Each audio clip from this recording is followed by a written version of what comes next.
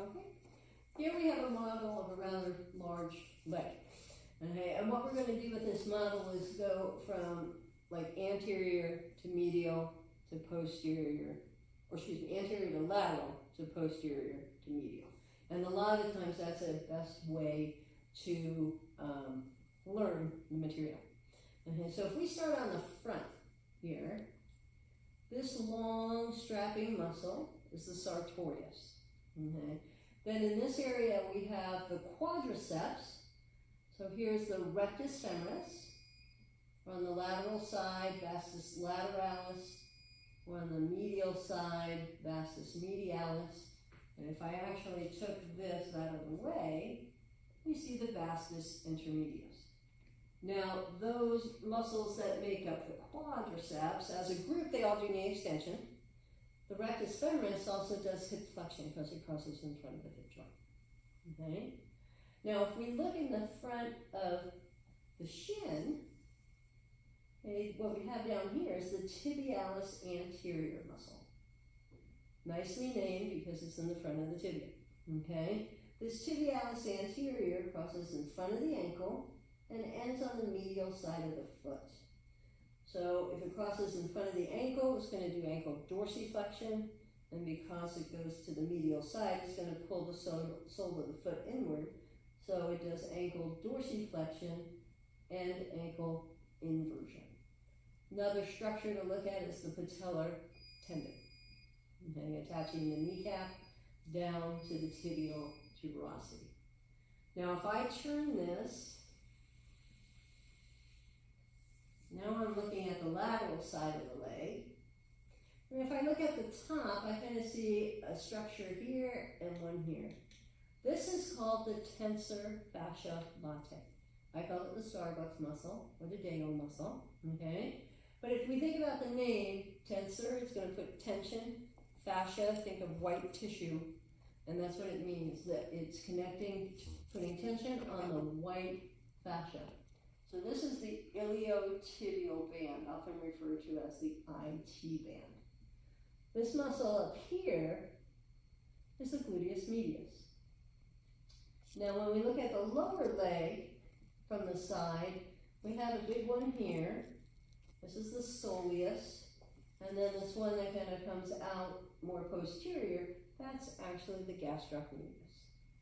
And we'll talk about their functions when we look at it in this direction. So this time I'm going to start at the bottom and then work my way up. So down here is the Achilles tendon or calcaneal tendon.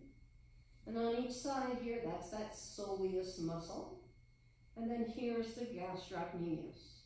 Now let me see if I can remove the gastrocnemius without this whole thing breaking apart.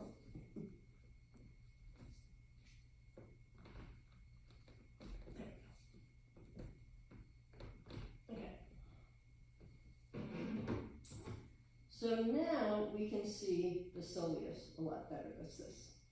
And the soleus was named because somebody thought it looked like a fish. So that's how it got its name. So that's the soleus muscle, and then overlying that, we have the gastrocnemius, named because somebody thought that looked like a stomach. Now, when we go to the femoral region on the posterior side, this area here is my hamstrings. So the lateral hamstring is my biceps femoris. The medial hamstrings, I have two. I have a more superficial one that goes down into this tendon called the semitendinosus. And then deep to that, I have the semimembranosus.